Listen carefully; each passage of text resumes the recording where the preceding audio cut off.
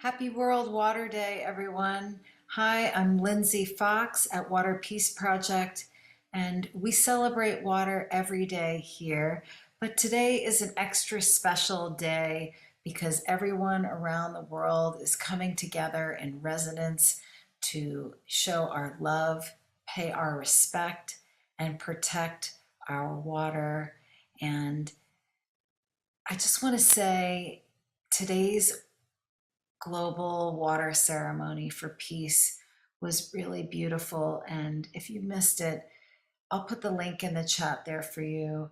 And also seeing Dr. Emoto's global water ceremonies around the world, one after the other, it's quite incredible to see how dedicated he was to water.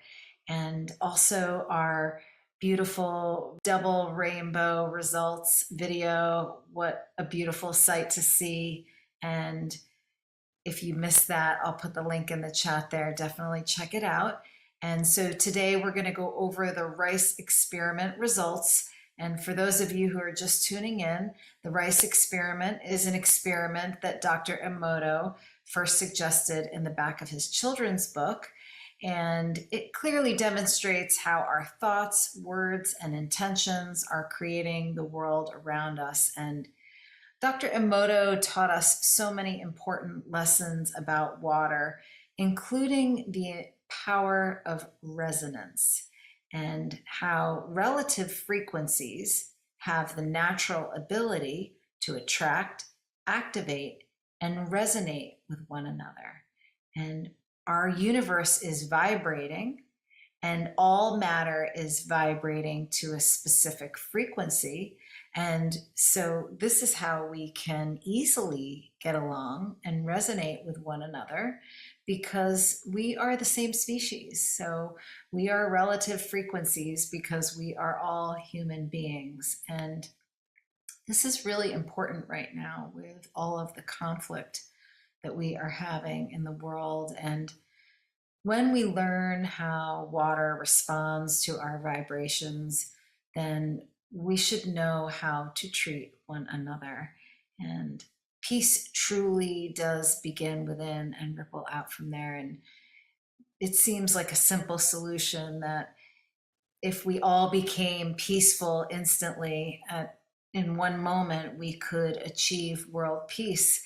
However, our mind continues to get in the way. And this is why we need water to show us the way to live in peace and harmony. And this is exactly why we conduct the experiments that we do, exploring the power of consciousness. Water Peace Project's mission is to inspire and educate the importance of water for peace. And we founded Water Peace Project in Dr. Emoto's loving memory. And when you look at Dr. Emoto's water crystal experiments, you can clearly see that water is a mirror of our consciousness, reflecting back to us what we put out. And this is why we love conducting the rice experiment. And actually, this was our first rice experiment that we conducted online. And we've done others before, but this one we began on January 11th, and our last results review was on February 22nd. So let's have a look at that. And so this is the rice experiment. And I'm going to scroll through, but I'm going to explain the experiment as I scroll through.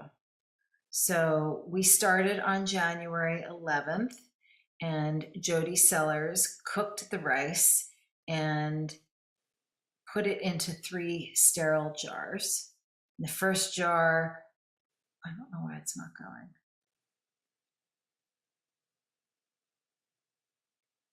In the first jar was labeled with positive, love and gratitude. And the second jar it was labeled with negative, hate and you fool. And as I scroll through, you can see there's subtle changes taking place. what I think is interesting is how white the positive jar seems to be, and over time, the negative jar just seems to get yellower and yellower. And there's a third jar that is ignored, and we have not photographed that jar. We're going to wait for some significant changes to take place, but let's get up to the 22nd, and you can still see, okay, this is February 9th, and here there's a little bit of a mold spot, and there hasn't been a lot of change with that spot. It's still there. But basically, as we scroll through, we have the positive rice still looking white and kind of fluffy. And the negative rice is, again, dingy, yellow looking, not pleasant. And here we are on the 22nd, which is where we had our last results review. This is day 44. And I'm going to scroll through quickly again also because there's quite a few photos. I think we're on day 71 today. So, but as you notice, as I scroll through, pretty yellow, the negative one. I can see a little yellow tinge here on the top of the positive. And I was asking Jody about that, if it was near the negative rice. And of course, she was moving it away or making sure they weren't near each other. And also with the fact that the negative rice, just that we have subtle changes, it's not that drastic. We were also talking about the fact that a lot of people had a problem with the negative rice experiment. They didn't like the fact that we wanted people to send negative energy to something.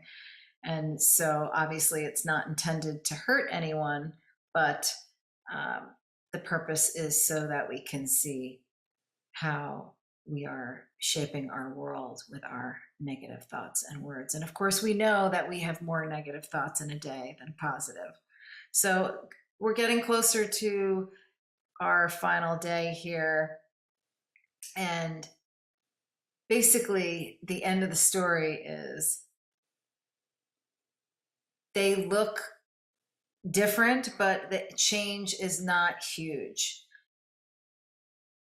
Now, just because we don't have extreme results doesn't mean that you can't see the change, or there isn't a change, or you can't see the difference, or that it won't continue to change once we stop directing our attention to it.